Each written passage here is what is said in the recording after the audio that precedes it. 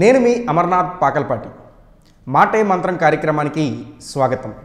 ఇప్పుడు ఏది ఎప్పుడు ఎక్కడ ఎలా మాట్లాడాలో భారతదేశ ఆర్థిక రంగ నిపుణుడు దివంగత ప్రధాని పివి నరసింహారావు గారి జీవితంలో జరిగినటువంటి ఒక యథార్థ సంఘటన ఇప్పుడు మీకు తెలియజేస్తాను. ఒకసారి వరంగల్ జిల్లాలో రోడ్ల విస్తరణ కార్యక్రమం జరుగుతుంది. అక్కడ ప్రజలంతా కూడా మన పక్కన ఉన్నటువంటి కరీంనగర్ జిల్లా వాసి ఇప్పుడు దేశానికి ప్రధాని కాబట్టి ఈ రోడ్డు విస్తరణలో మన ఇళ్ళు పొలాలు అన్నీ పోతున్నాయి, వీటన్నిటిని అడ్డుకోవాలంటే మనం ప్రధాని దగ్గరికి వెళ్ళి మన సమస్యను విన్నవించుకుంటే కొంతవరకు ఉపశమనం పొందొచ్చు అని ఇక్కడ ప్రజలందరూ బయలుదేరి ఢిల్లీ వెళ్ళారట.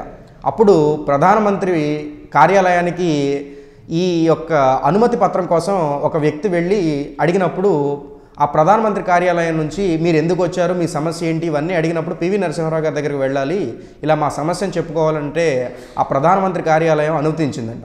అనుమతిస్తే వారు ఢిల్లీ చేరుకోగానే ఒక చోట హోటల్లో బస చేయడానికి వెళ్ళారట. అప్పుడు సాక్షాత్తు ప్రధాని పివి నరసింహారావు గారే వీళ్ళు ఉన్నటువంటి హోటల్ దగ్గరికి వచ్చి ఎలా ఉన్నారు, మన ప్రాంతం ఎలా ఉంది, ఇవన్నీ అడిగిన తర్వాత అదే ఏదో చెప్దాం అనుకున్నామంటే తర్వాత చెప్తారు, కానీ ముందు మీరు రాక ఢిల్లీ దాకా వచ్చారు కాబట్టి ఈ ఢిల్లీ నగరం అంతా చూసిరండి అని ఒక బస్సు ఏర్పాటు చేసి ఢిల్లీ నగరం అంతా చూపించారండి.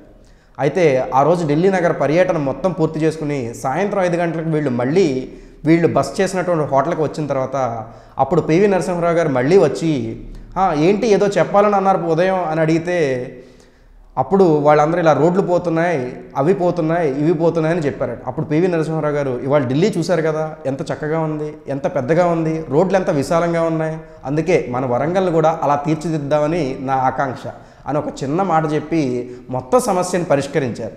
కాబట్టి ఈ మాట అది ప్రధానమంత్రి అవ్వచ్చు, వార్డు మెంబర్ కావచ్చు, ఇంకో వ్యక్తి అవ్వచ్చు, మాట విలువ ఎంతో ఉంది. దీన్ని గ్రహించాలని ఆకాంక్షిస్తూ ఉన్నా. Thank you for watching. Please like and subscribe Eagle Andhra.